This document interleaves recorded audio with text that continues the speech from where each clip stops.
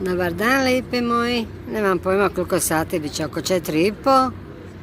A vidite kako je more, jel vidite vi ovo? Jel imate volju i želju ući u more? Nije ovo ledeno jezero, Majok. Ovo je moj lipi Omiš i naša velika omiška plaža. I tamo je moja kuća iz onog panoa.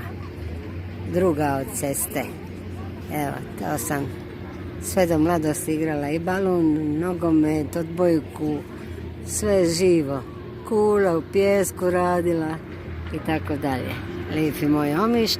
Evo sad ću se digniti i planine i prošarano nebo s avionima.